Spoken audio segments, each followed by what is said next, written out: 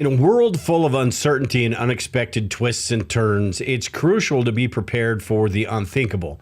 I can't remember a time in my life where there's been so much on the table, making it impossible to say one event is more likely than the other. You've got things like the expiration of the petrodollar deal with Saudi Arabia, which doesn't necessarily mean the end of the dollar as the world reserve currency, because there's really no one strong enough to replace it yet. But it does signal the beginning of the end. It signals the loss of faith other countries have in the US dollar and the way that the US does business around the world. You've also got wars breaking out all over the place with what's going on in Europe, the tensions between China and Taiwan, and everything going on in the Middle East. Things could escalate very quickly. And I would even say that NATO is pushing us in that direction. Then you got the government that's more dysfunctional than the Bundys on Married with Children. Daddy, we wrecked the car. On purpose. And a government that cares more about big pharma, corporate lobbyists in other countries than it does about its own citizens. And then you've got all the rumblings about the bird flu going on right now. And regardless of what your thoughts on it are, if they try to do the same things that they did last time, that could lead to a lot of problems. And then you've also got the millions of illegal crossings into this country. And it's not necessarily the South American countries that we need to be the most concerned with. You've got people flooding into this country from all over the world. And we've made quite a few enemies over the years. So why wouldn't they seize on this perfect opportunity to infiltrate the United States? This could mean a number of different things, from terrorism to cyber attacks to sleeper cells around the country. And to top it off, all of this could and most likely would be followed by economic problems. We saw how everything unfolded in the aftermath of the pandemic, the shock waves that were felt for years.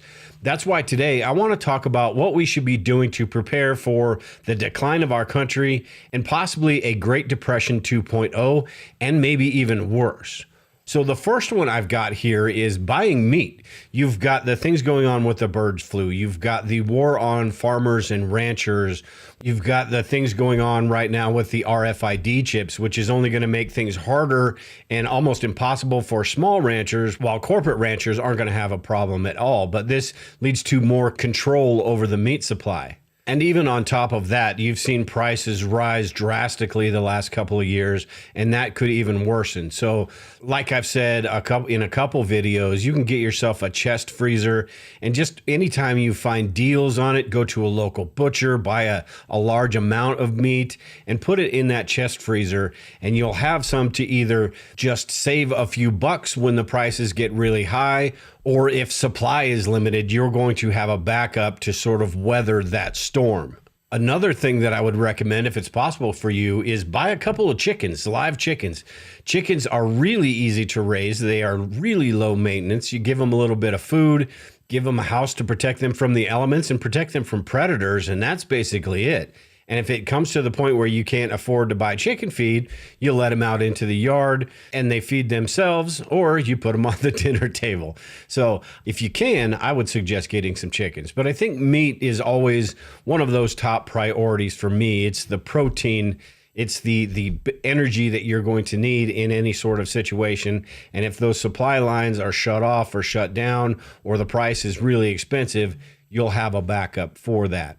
And sort of along the same lines as the meat is the non-perishable foods. Start stockpiling now. I know this is what we do in preparedness, right? Food storage, and we stockpile for unexpected events. But I did want to mention it because it is one of those things that is important regardless of what happens in the future. Next, I have finances, and this includes everything from cash to precious metals to assets and the debt that you have. Now, in the situation that we're talking about today, where we're talking about inflation or a depression, cash, it's debatable on how much value that's going to have. But if you have set yourself up to be in a position to take advantage of this situation, which is easier said than done, you could actually do pretty well, because a recession means it's a buyer's market. So whether you're talking about used equipment or supplies that you need around the house, if you have the ability to get those after the problems are over or calm down, you could actually be a little bit better off because you've got those at a much cheaper price than you would normally. You look at how BlackRock got to be so big and so evil because during the housing crisis of 2008, they bought up a whole bunch of homes that were repossessed. And you better bet these companies and these banks are going to be repossessing homes. But BlackRock basically made themselves a billion-dollar company because people couldn't afford their homes. If somebody is willing to trade you something at a super low price and it's almost a too good to pass up type deal, if you are in a position where you can do that, you'll be better off down the line. But getting into a position to be able to do that is the challenge. Paying off debt, paying off credit cards, paying off your home is almost impossible, but that is one of those things that we should all be working on because the more we owe, whether it's on a car or any product in the house or the house itself, those people will be coming for that stuff. So try to put yourself in a position where you'll be less affected by something like that. And speaking of them coming and repossessing your homes, it's really hard to pay off a complete home loan. You're talking hundreds of thousands of dollars, but you could buy a small plot of land, whether you're talking about 1 acre or 5 acres or 10 acres. A plot of land, it doesn't have to really have anything on it either. It's a place that you can go if civil unrest breaks out, if things get really bad, if you get, foreclosed on or evicted, you could buy a pop-up camper or an RV, something similar to that, even sleep in your car if you needed to. If you can get there safely, you've got a place to live. You set up that camper and you basically set up your little homestead. Another great thing about land is it always increases in value as well. So even if nothing happens and you've got a couple acres down in the middle of nowhere, that's the value of that is not going to decrease. It's only going to increase over time. The next one I have here is alternative energy, and I don't mean necessarily buying big generators for your house and powering your house in case the grid goes down.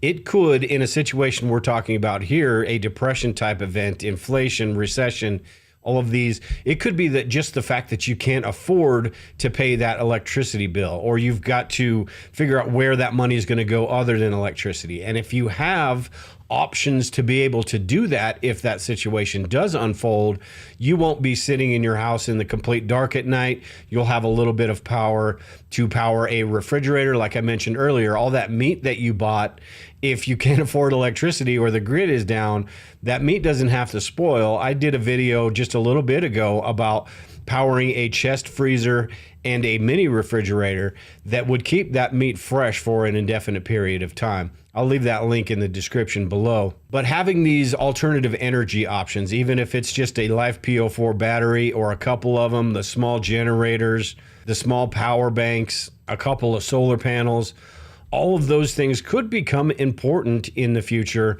for a number of different reasons, not just a cyber attack that takes out the entire power grid or an EMP that takes out the power grid for months. It could just be the fact that you've got to figure out where your money's going and it's really tight and you can't afford to pay the electricity bill this month or next month. Also, I think it's important to think about personal security. And again, this for a number of different scenarios. You're not thinking about one scenario or the other, but your home security, weapons for self-defense. You look back at the Great Depression and crime rose drastically. Now, again, it really depends on where you are and what situation you're in, but I think we need to be ready for that because desperate people start doing desperate things. And the criminals will always take advantage of situations like this, but even the good people, when they become desperate, will start doing things. So you're going to need to be able to defend the supplies that you have, defend yourself, defend your family. And I think having weapons, ammunition, home security, all of those things are really important regardless what happens in the future. And like I said at the beginning, there's like 15 different things on the table right now, which all could lead to everything just going to crap in this country. And we need to be ready for that as much as possible. And protecting what we have really doesn't matter how much you spend on all the different preparedness supplies and how much food storage you have and all of that. If somebody comes and takes it, then you have nothing. So it's important to think about how you're going to defend those things. Now, the next one I have sort of goes along the same lines as money, as when I talked about putting yourself in a position to be able to sort of take advantage of this situation, and that is bartering supplies. I wouldn't suggest going out and buying a whole bunch of supplies just for the sole purpose of bartering. But these could be the smaller things like lighters and alcohol and all the things that you've heard about could be valuable in this situation. This is something you should be very cautious about, because if it's a dangerous situation, you might not want to be bartering all that much.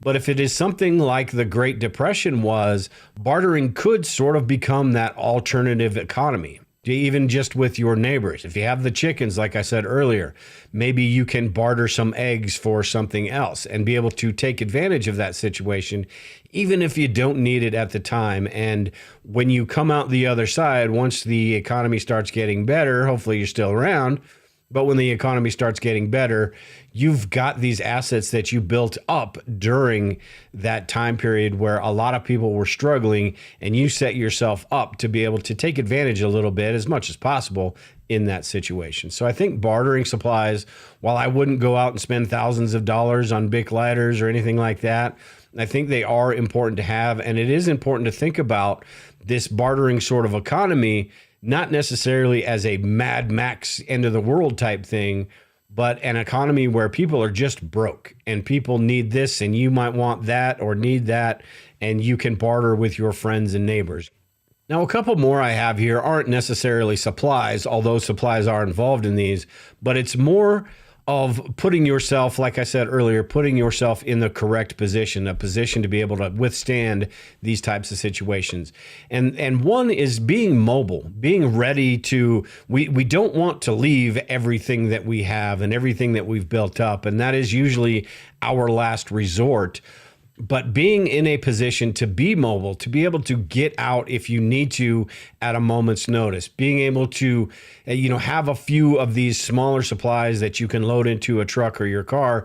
And if there is some sort of eviction, they do take your home, or you can't afford these certain things, you'll be able to take some of that with you. If you have that small plot of land and you need to go to that plot of land, you're going to have, like I said, that pop-up camper. You've got your alternative energy things. You've got some clothes packed up and all the things that you will need to survive in that situation. So I think it's important to be ready to be mobile. It doesn't mean we have to at a moment's notice, and it doesn't mean we're planning on bugging out or anything like that, but we need to at least think about that and understand what the possibilities and the scenarios would be where we would need to do that, and make sure that if that situation does present itself, we're as ready as we possibly can be. And finally here, and probably the most important one, is the knowledge. Always try to learn more about all of these things in preparedness. And this can go for everything that I talked about on this list today. When you're talking about non-perishable foods and inventory and rotation, your food storage, you're talking about water storage, you're talking about first aid, cash and finances and all those things. The more we can learn about these, the better off we are going to be and the better we're going to handle these situations. Knowledge is also important for everything in preparedness, whether you're learning how to garden, you're learning how to can food, preserve food, learning hunting and fishing and all those things that could be important in any sort of survival situation. I think knowledge is going to get you through. Understanding situations is going to get you much further than some of the supplies you have, or they will make those supplies that you have even more valuable because you understand how to use them and get the most out of them. So like I said in the beginning, it seems like there's just so many different things going on right now, and it's hard to figure out which direction we should be looking. So I think it's really important we just start being proactive about all this stuff as much as possible.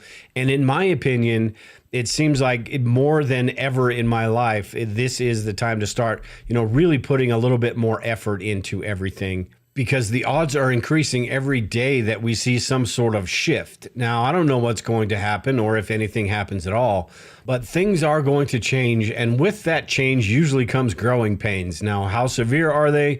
We just don't know. But I think it's important to be ready and prepared for what might come in the near future. And if nothing happens at all, fantastic. We are ready and we are better for it. Over the years, prepping has gained quite a bit of popularity to the point where it's almost sort of mainstream. To me, this is both a good thing and a bad thing. It's good that more people are becoming more prepared, more people are seeing the importance of preparedness, but it's a bad thing because people see the writing on the wall and see the importance of preparedness. Overall, I think it's a good thing that more people are becoming prepared, regardless if nothing happens or if some of the things that we think could happen do happen. I think another factor that has helped prepping become so popular is the available information these days. Back when I started, you had books, a few websites, but not really a whole lot to go on. These days, that information is almost never ending. With videos and articles and podcasts, we can learn just about everything we need to in preparedness. And while it's great to be able to have all of this information, it also means that there's a lot of bad information out there. And that's what I want to go over today is some of the fundamentals that we should be paying attention to and some of the things that we should also be a little bit leery of and do a little bit more research on that could actually get us killed. Now, when I say that these things could get you killed, I mean that quite literally. There might be some instances where that's not the case, but a lot of situations, if we fall short in one area or another in different disasters or emergency, that literally could be the difference between life and death. And the first one I've got here, and you've probably noticed this, but there are a lot of AI videos on YouTube these days.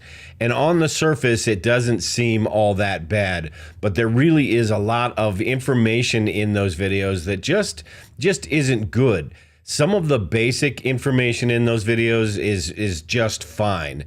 But the nuance that you get from people who actually are in preparedness, people like me and other YouTube channels that have been doing this for a while and understand all the ins and outs of this, you're going to get much better information.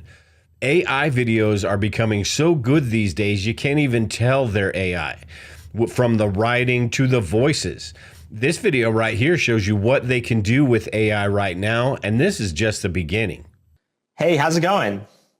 Hey there, it's going great. How about you? I see you're rocking an OpenAI hoodie. Nice choice. What if I were to say that you're related to the announcement, or that you are the announcement? Me? The announcement is about me? Well, color me intrigued. We've got a new model that can interact with the world through audio, vision, and text. Skynet. We're talking about Skynet. Now, the reason this is so bad is because what these AI models do is they scrape the internet, they look through different articles and a bunch of different things, and then kind of extrapolate from that and gather their own information. But the flaw in that is which websites are they looking at? What information are they basically regurgitating? And like I said in the beginning, with all the information available, there's great information, there's bad information, and there's information in between. So I think it's important to just sort of keep your eyes open. You can watch these videos and get the basic information, but do a little bit more research on these. I've seen some that have talked about building a first aid kit from the dollar store. Not a good idea. Yes, you can get some supplies from the dollar store to add to your first aid kit, but don't go straight dollar store first aid kit. And this leads me to my second one. This is the made in China prepping or the dollar store prepping. And by made in China, I don't mean everything that comes out of China and you need to buy USA only. That is just not possible these days. Everything is made overseas and we import everything here into the United States. So for the most part, that's not possible. What I'm talking about is the really cheaply made dollar store, Walmart, Temu, those types of items. Don't center your entire preparedness plan around those items right there, because when the time comes and you actually need something that is going to hold up and you can't just order another one from Amazon, you're going to want to have something that is high quality and well made. These days, we all have the Walmart mentality or the dollar store mentality where why spend $100 on one of these when I can get 10 of these from somewhere else. And I think that's just, while it does have its place, there are some areas of preparedness where you don't need to spend an arm and a leg to get something. There are some where it's just really important to get the good supplies. And like I said, with first aid kits, that's where we don't want to scrimp too much. Bug out bags, batteries, food storage, just a lot of different areas where we get the high quality supplies. And then if you get a few of the cheap ones to sort of mix in between, that's fine. But we really need to pay attention to quality and not get sucked in by the advertising and the wow, this is so cheap, I'm going to go ahead and get a couple of these. Maybe get a couple, try them out and see how they work. But don't skimp on the really important stuff. And with supplies, I think it's important that we understand as well, it's not always about supplies. I have seen time and time again in my decade plus doing this, where people have all the little trinkets and gadgets and all the cool little things that we all like to buy. But preparedness and survival is about much more than that. It's about having more than just the first aid supplies. It's about having more than just the food storage. It's about more than having, that really fancy fixed blade knife or a really cool water filter. We need to understand everything else that is important in those situations. Having a really high quality water filter is fantastic, but do you understand where to find water, how to find water, what needs to be cleaned in that drinking water? Is that water filter going to work? All of those things that are learning and don't cost us a penny. All of those things we need to pay attention to, I think, even more than the supplies. All of these supplies are super important, but they're only as good as our knowledge in how to use them. A fixed blade knife is a perfect example. You can have a $300-$400 fixed blade knife, but if you don't know how to use it, it's not any better than that, $20 or $30 knife. If you understand what situations you might be in where you would need that, it's going to make that knife even more valuable. Same goes with bug out bags and everything else involved in preparedness. So the learning and the understanding of how to navigate different scenarios and what to do in different disasters or emergency is much more important than having these supplies in the first place. Like I said, the supplies are important, but it's more important, our understanding of how we're going to navigate these situations is more important, and our understanding of how preparedness works altogether is more important.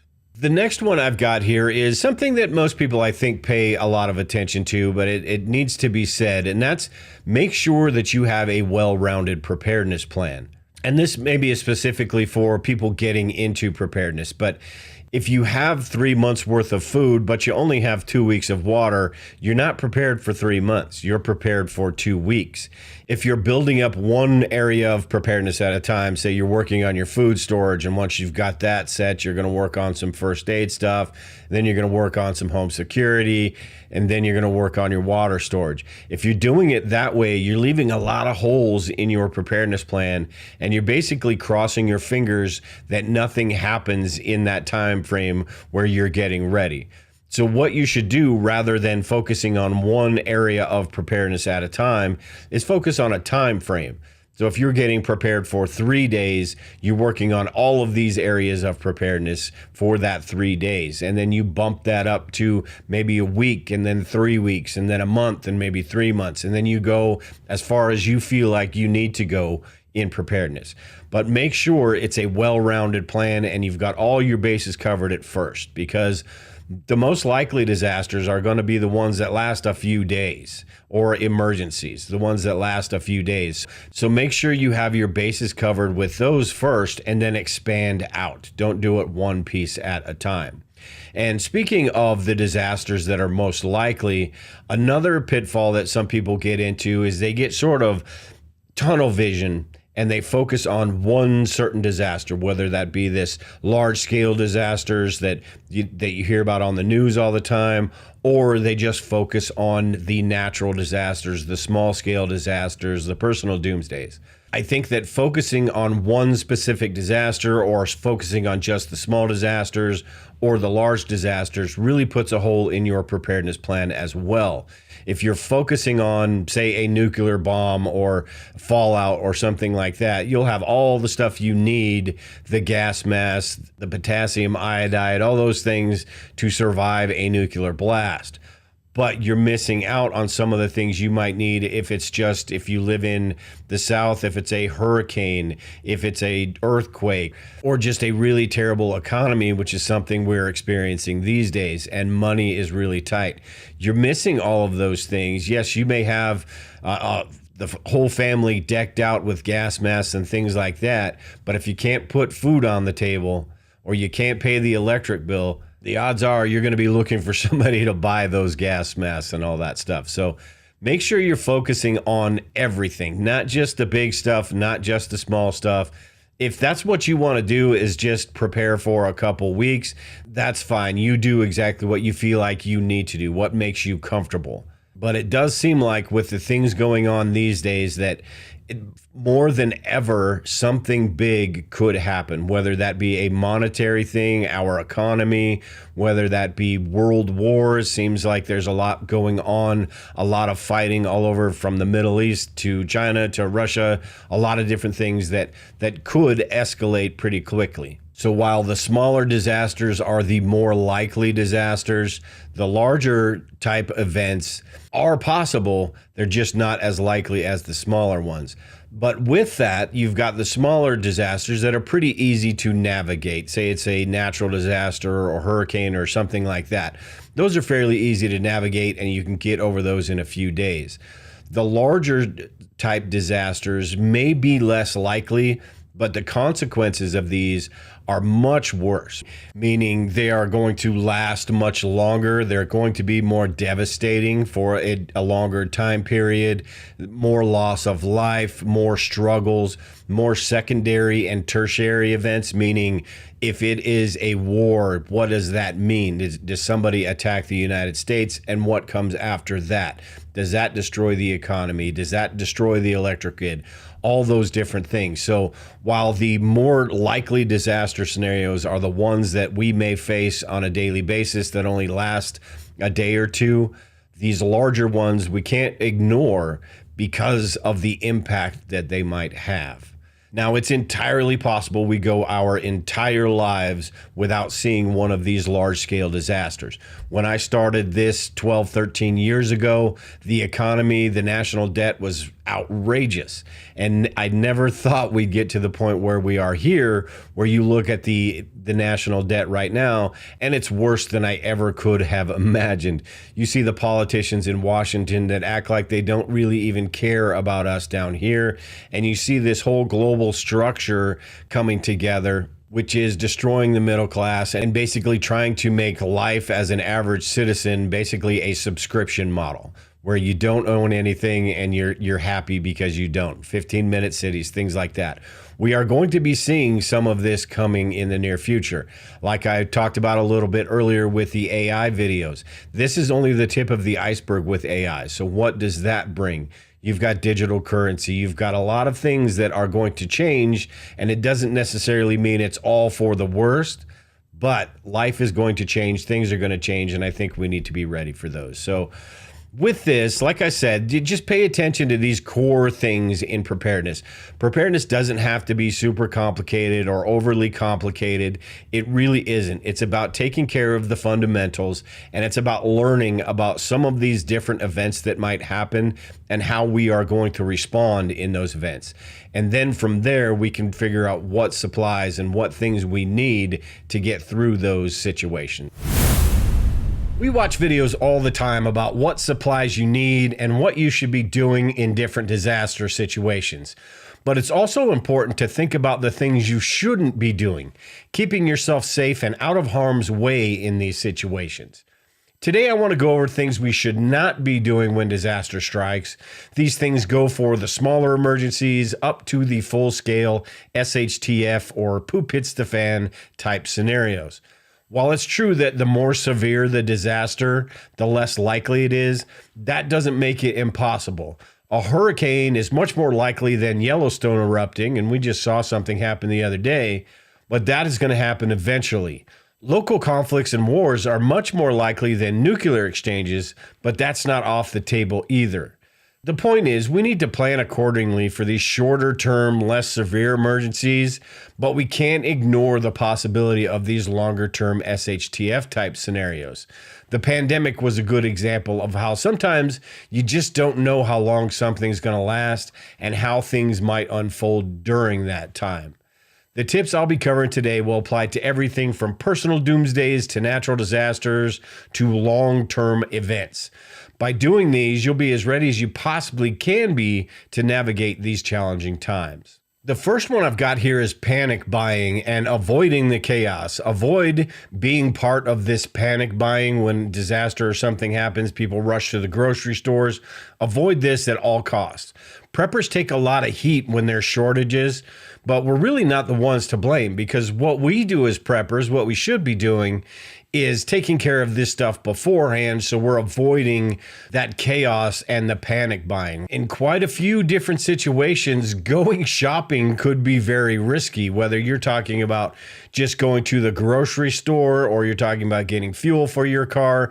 All of those could be very risky, so avoid those situations at all costs. Don't be one of those crazy people running out to get the last roll of toilet paper like happened during the pandemic. Don't be one of those people that has to go to the store because they don't have something. Be someone that, if it's possible to go to the store, you can go get a little bit extra, but don't make it a necessity. The next one I have is don't rely on plan A. As a matter of fact, plan on plan A failing. All plans fail eventually, most plans, so plan accordingly. If you think about this from a bugging out or evacuation perspective, you can have the perfect route set up and how much time it's going to take and how to get all your family members together. But something is bound to go wrong in that plan, whether it's roadblocks, a tree blocking the road, your family taking longer than you expected. A lot of different things can happen in those scenarios, so we need to plan accordingly and have some flexibility when it comes to all of these different types of disaster scenarios. It's really easy to plan for the beginning stages of a disaster or emergency, but as things unfold, the circumstances change and it makes it a whole lot harder. So we can prepare for a natural disaster, a tornado, or an earthquake, the very beginning stages of that.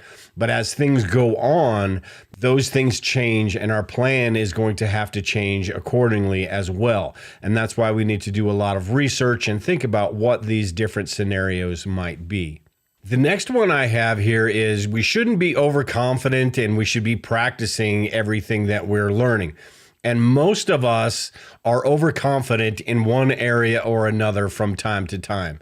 We build up our food storage or we learn a new skill and we get really confident about what we can do. And over time, if we're not practicing those, we tend to lose those skills, or the food storage isn't quite where we thought it was after a few months because we've been using that. There's a reason that kids practice the fire drills at schools, right? It helps them react instead of guessing and making incorrect decisions.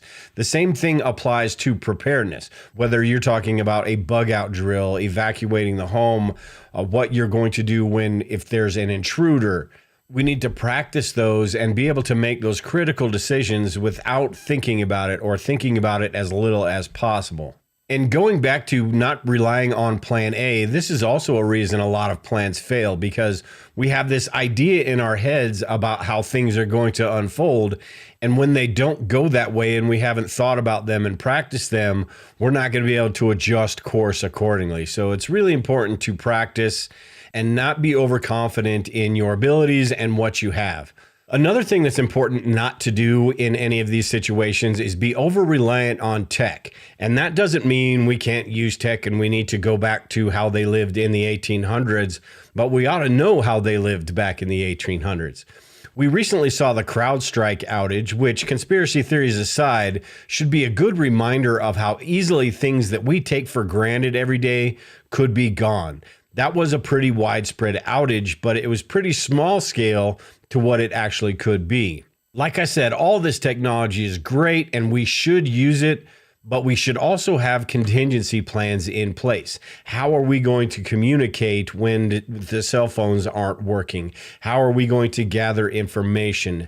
How are we going to, something as simple as opening a can of food if the can opener that you plug in isn't working? Can everyone in the family read a map if the GPS is out? That is going to be a huge problem for a lot of people if there isn't GPS on their cell phone, because most people these days couldn't read a map to save their life, literally. So while technology is fantastic and we should use it any chance we get, it has made things a lot easier in life. We need to also think about what those contingency plans are going to be and how we're going to do things when the grid is down, when the cell phones are down, all of these different things that could happen in disaster scenarios, we need to be ready for. The next one I have is planning on being the lone wolf. And there are quite a few people, whether it's by choice or they just don't like to be around other people, or they think they're going to have everything figured out by themselves in some sort of emergency or disaster. Very few of us have the ability or the resources to go it alone. Now, there are quite a few different disaster scenarios where it doesn't entail having community, getting the family together, getting the neighbors together, but there are some that do. There are quite a few that do. This isn't a Hollywood script, and we're not Rambo. We don't get to decide how things unfold. And having other people, whether that's a prepping group or just your friends, your family, your neighbors, having those other people will greatly increase your chances of getting through one of these situations. Whether you're talking about physical labor, security, different skill sets, like I said, none of us can do everything. And while this isn't all that important for something that lasts a day or two, as time goes on, people are going to start to band together because it's going to become a necessity. That's how societies have been built since the beginning of time. Different groups of people with different skills come together and build towns and communities and states and countries and things like that. So it's not something where we need to go out and get a prepping group set up right now, or we need to go talk to the neighbors and tell them how they need to be preppers or how they need to be prepared. But we should be making a list of who we might be able to depend on and who we might be able to add to our group in a situation like this, and sort of create bonds and friendships or strengthen friendships, because when that time comes, you are going to need other people. Another big one is don't forget about security. And this is something quite a few people do kind of put on the back burner, I suppose. But you've got all this food, all these things that you've stockpiled, all the stuff that you've done to become better prepared. But if you can't protect that stuff, you really don't have anything. At the very least, this means hardening our homes, and you can go to the extent that you want with this, whether that's something as simple as a Ring camera or full-blown surveillance systems, putting 3-inch screws in your doors so they can't just be busted in, or they've got door armor, which you can put on your door that basically makes it impossible for somebody to bust your door down. And beyond that, you've got the personal security, whether you're talking about defense weapons, you're talking about physical, yourself as your defense weapon, you're talking less than lethal options, all of those things where, say somebody does get in your home, you're going to have the ability to defend yourself if that happens. And along with all this is keeping ourselves out of those situations. And OPSEC, operational security, and situational awareness could be the most important on this. The more we can do to stay out of these situations or not make ourselves a target, the better off we are going to be. We are not going to have to deal with these situations.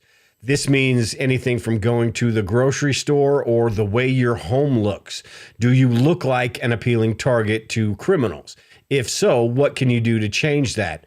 When you go to the grocery store, are you always staring at your cell phone? Do you walk into the store with your head down, or are you scanning your surroundings and looking for people that look a little bit shady and paying attention to that? So operational security and situational awareness, I think, are really important. And at the very least, make sure your home is set up to make it as hard as possible for anybody to either break in or do you and your family physical harm. I've got a video that I will link to below that goes into home security and some things we can do over the course of time that aren't really hard, but will make it harder for anybody that wants to get into our homes. Another thing we can't afford to do is forget about the little details, the small details. It's usually the little things that can cause big problems. And again, this goes back to not depending on plan A.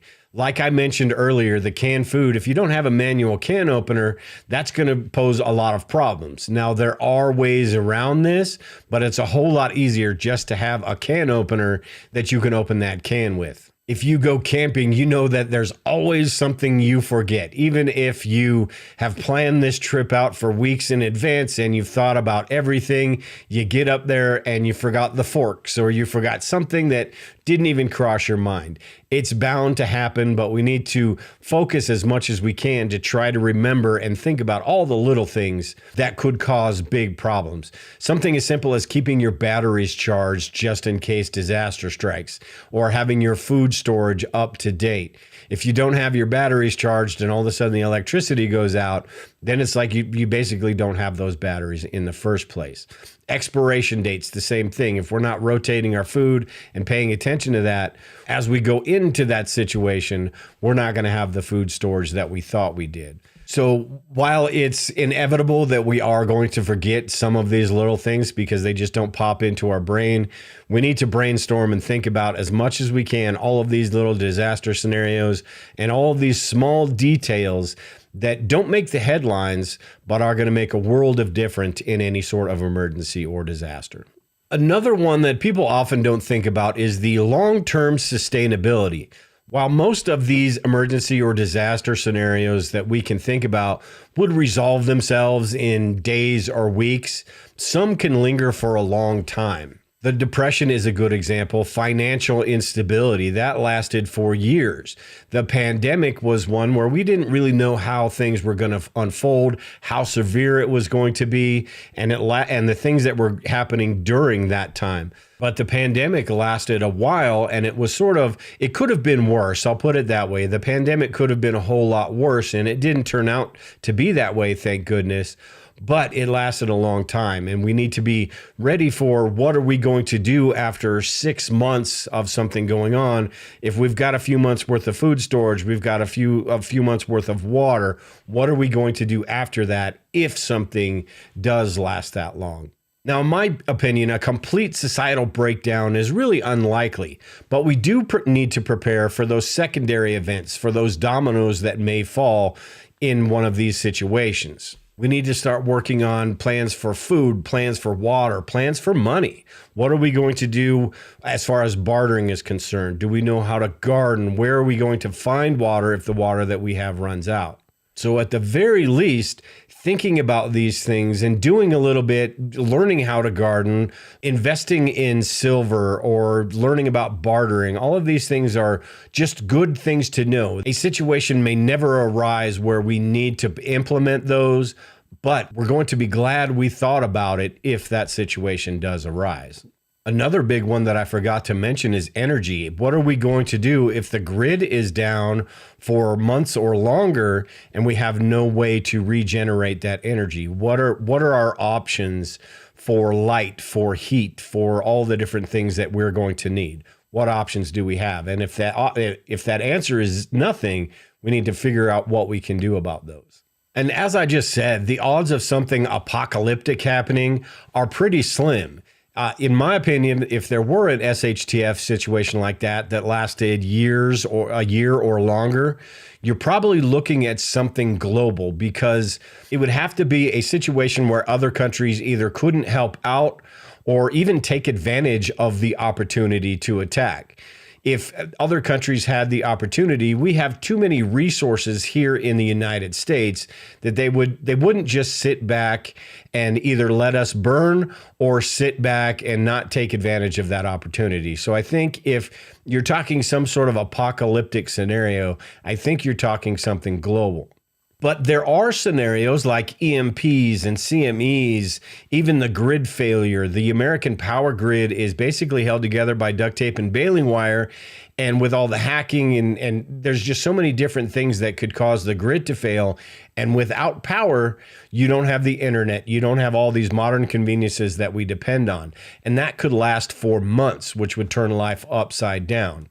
Make sure and watch this video where I talked about what to expect in the first 90 days following an event like this and how we should prepare for it. There will be a lot of things, even after the first week, there will be a lot of uncomfortable things that we need to think about and that are going to unfold. And if we plan on being there at that 90-day mark, there are a lot of things that we need to do. Now, I am no prepping Nostradamus. I am not the guy to say that if you're not preparing now, it's too late, so don't even bother, or there's going to be a disaster or something happening in the next month or so you need to get ready now. I've been doing this for long enough to know that we really just have no idea. But it sure seems like there are a lot of possibilities coming in the next few months that we really need to be paying attention to. You've got the bird flu that seems to be picking up steam. You've got the inflation and the government spending, which seems like it's just completely out of control. You've got global conflicts. You've got the things going on in Europe, the Middle East, and Taiwan. And then to top all of that off, you've got the election at the end of the year, where regardless who wins could cause all sorts of different problems. And like I said, I've been prepping for a while, and I don't think I remember any time where there was this all-you-can-eat buffet of disaster scenarios that could happen, where you're not sure which direction to look. So in this video, what I want to talk about is what we should be working on in the coming months to prepare as much as possible, regardless what happens. Now, before we get into those, I do briefly want to cover some of the things that are a concern to me moving forward. The first one, and this is one that is always on at the very top of my list, is the economy. Inflation is through the roof, and regardless of what numbers the government gives you, and regardless of what they say about it's getting better or getting worse, it is absolutely horrible.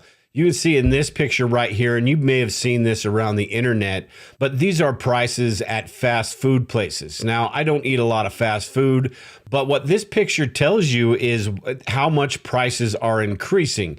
Yes, these corporations will try to nickel and dime and get every penny they can, but as prices rise on products, the price on the food that they sell rises as well. So this is indicative of a much bigger picture on prices around the globe, not just fast food places.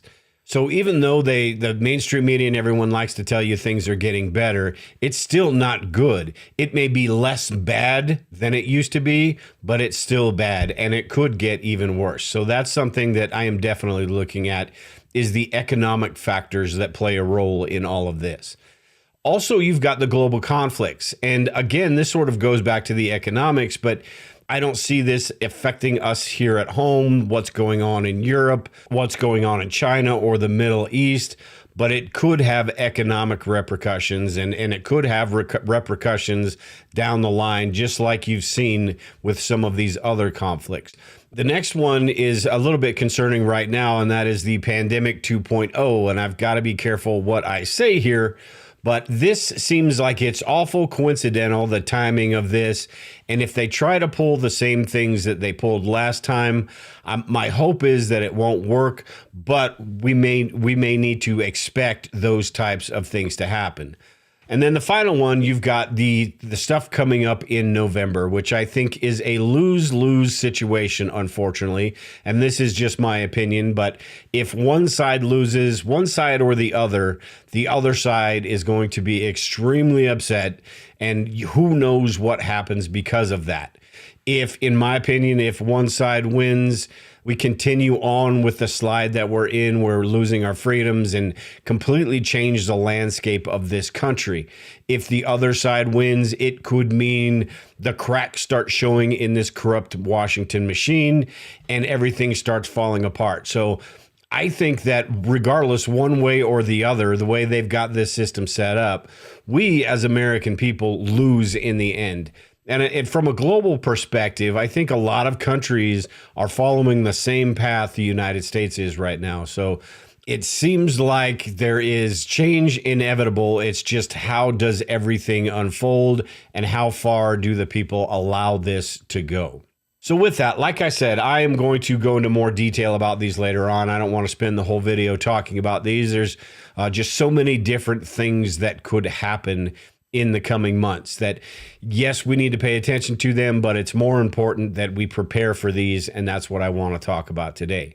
And the first one, the first couple are the main ones we should have already anyway, and that is your food and your water storage. Now, while water storage is always important, I don't foresee any sort of disaster situation unless it's a Mother Nature type thing or cyber attack, something like that. But I don't see the water supply getting shut off. I don't foresee the grid going down, like I said, unless one of these other things happen. So the water storage, while it is important, isn't one of those on the top of my list. The food storage, however, is on the top of my list, and that is just because of the prices.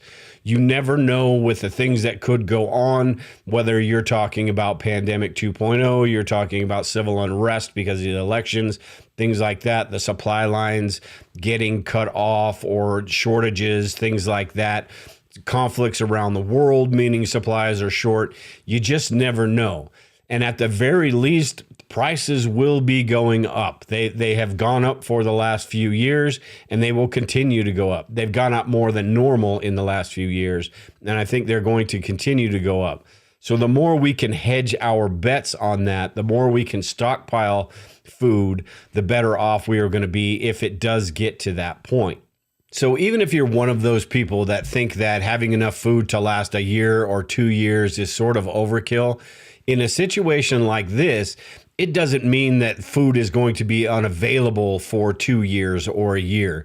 It just means you're going to be able to have that to draw on if things do get bad. And the more you have, the longer you're going to be able to do that, or the more often you're going to be able to do that. So my suggestion is start building up as much as you possibly can and get the things while they're cheaper right now or on sale, and get those things to help just in case things do go sideways in the next few months.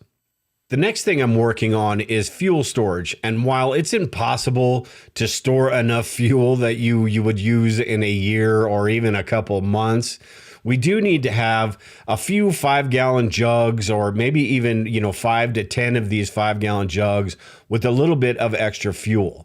Now, what I do is take these fuel jugs and put them in my garage, number them 1 through 10, and then I will take the oldest one, I will put that in my truck, take that with me to the gas station and refill that. You can put some fuel stabilizer in there, or once a month or so, twice a month, you can take one of those jugs, fill up your automobile, and you'll rotate through those fast enough.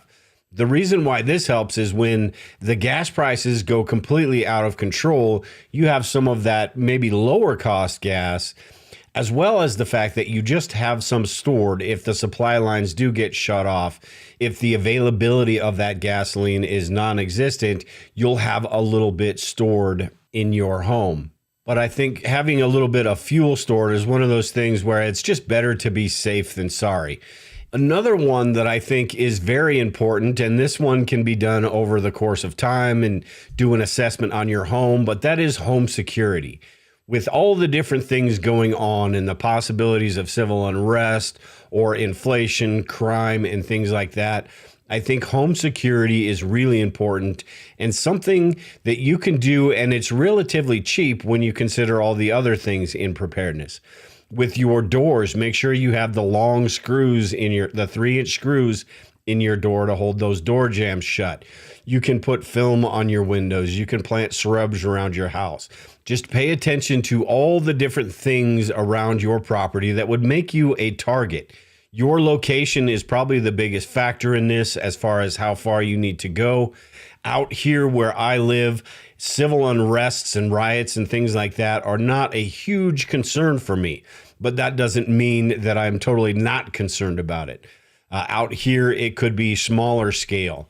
So surveillance systems and things like that are important to me out here. Now, like I said, a lot of these disaster scenarios or a lot of the situations that could arise in the next few months don't necessarily involve the grid being down. So some of these camera systems and motion detectors and things like that could still work. Here at the house, I've got motion lights that are set up on solar. I've got a couple cameras that are on solar and a few that are tied into the home. I've got door armor on my door so it can't just be busted in, which is the 3-inch screws are great, but the door armor is absolutely fantastic as far as making sure nobody's going to get into your home that you don't want getting into your home. Do an assessment of your house and figure out where those vulnerabilities are. Think about your operational security and your situational awareness, what your house looks like to other people. There are a lot of things that can be cleaned up and fixed relatively inexpensively to make your property not look as appealing as maybe the person's next door. And again, your location plays a big factor into this too. Are you urban? Are you suburban? Or are you rural? All of those play a big factor. I've got a great video on home security that goes into a lot more detail about this, and I will make sure and leave that link in the description below. It goes over all the different things that you can do with home security. And sort of along the same lines as home security is self-defense. And this goes for firearms. This goes for less than lethal options as well. Regardless of what happens in the future or what doesn't happen in the future, self-defense should be a huge part of your daily life and something you think about all the time. In today's society, we just never know. It's not like it used to be back in the 30s and 40s and 50s. These days, you have no idea what can happen from one second to the next, just going to the grocery store or the post office. So I think it's important to think about those things. And while most of us in the preparedness community think about guns and ammo, and rightfully so, there are also situations that don't call for that lethal sort of self-defense. With all of these things that could be coming up in the next few months, I don't see any sort of Mad Max type situation. So there will be rule of law and there will be repercussions. So not only do we need to think about the firearms and the ammunition and all of those things, we also need to think about the less than lethal options that are available. You've got tasers and stun guns and pepper ball guns, a lot of less than lethal options when the situation calls for that. So I think those are important as well. And along with home security and self-defense, you've got the community. I've talked about this in a past video where you have mutual assistance groups or just groups in your neighborhoods, whether that's just having barbecues and getting to know your neighbors, finding out what they're all about, or having a specific group for if certain situations happen. It doesn't necessarily need to be a prepping group. It can be a group of just concerned citizens, concerned about the state of things in the world today. And if something does happen, they know they've got a group of people to support them in those situations. Now, this is something that sometimes it's a little bit easier said than done, and sometimes it doesn't even get thought about at all. But we can't go it alone. For the most part, the lone wolf is not going to survive very long or is not going to do very well in any of these situations. It takes community.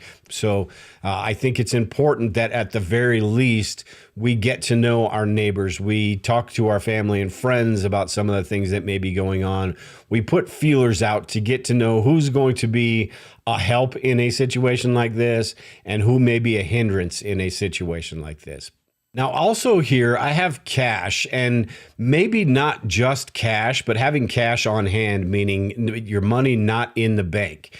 Now, you can't take all of your money out of the bank. It just doesn't work well these days when you're paying bills and doing things like that.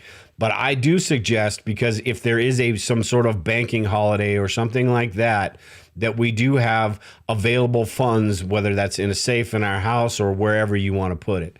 I also think precious metals are a good idea. Gold is really expensive, so that is not an option for a lot of people. But silver is relatively inexpensive, and the price is actually going up right now, at the time of this video anyway. But it's relatively inexpensive, and it's something that you can put away. Now, I hear people talking all the time about how you can't eat gold, you can't eat silver. In the situations that I see unfolding in the next few months, I don't see some sort of Mad Max type full-scale collapse type situation. I think we are in the middle of a collapse right now. meaning that everything is slowly going downhill. It's not going to all of a sudden one day, boom, everything falls apart. I think what is happening is over the last, you could say decades if you want, but over the last few years, we've seen this slow decline where things are either going to completely fall apart or things are going to completely change. So that's what I see happening. So I do see value in having some gold, some silver, and even some cash on hand in case the grid goes down, in case you can't get that money out of the bank. So having cash on hand, putting away some gold and silver, even, Bitcoin. I've got a little bit of Bitcoin, but I'm not so sure about Bitcoin because it's all digital ones and zeros, right? I want that gold and silver that I can hold in my hand. And it's a tangible asset that I know, regardless what happens with the fiat currency, regardless what happens with inflation, that is going to hold at least some value. And historically, it's held up pretty well against inflation.